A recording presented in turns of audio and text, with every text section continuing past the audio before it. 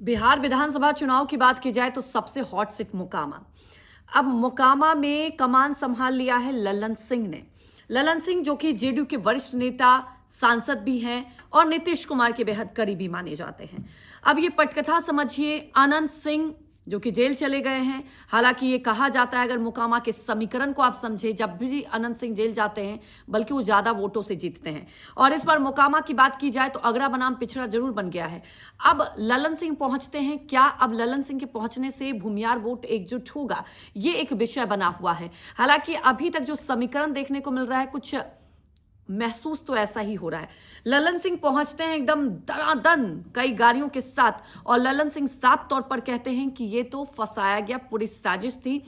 तो अब अनंत सिंह के लिए हुंकार भरेंगे ललन सिंह। हालांकि आपको बता दें कि चुनाव प्रचार तो आज आखिरी दिन है, पहले चरण में ही चुनाव है मोकामा में। लेकिन मोकामा इस बार इसलिए दिलचस्प है, एक तरफ अब सूरज भान है सामने, अगर बात करें आप अनंत सिंह के सामने, तभी तो आप समझिए कि अनंत सिंह जेल गए, ललन सिंह को उतरना पड़ा है। क्योंकि सूरज भान ने एक बार पटकनी दी थी, अब सूरज भान आए हैं, मतलब उनकी बीवी, माफ कीजिएगा, उनकी पत्नी जब उतरती हैं चुनावी मैदान में तो कुल मिलाकर सूरज भान ही सामने हैं।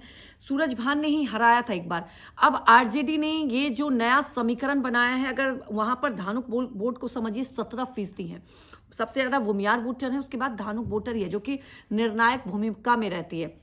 अगर अति पिछड़ा इन सब की बात करें, पिछड़े की बात करें 10%, तो क्या अगर ये एकजुट हो जाएंगे तो क्या इस बार कड़ी टक्कर मिल सकता है अनंत सिंह को? दूसरी बात, क्योंकि दो भूमियार नेता सामने हैं, भूमियार वोट भी बढ़ सकता है, और यही वजह है कि ललन सिंह को यहां पर उतरना पड़ा।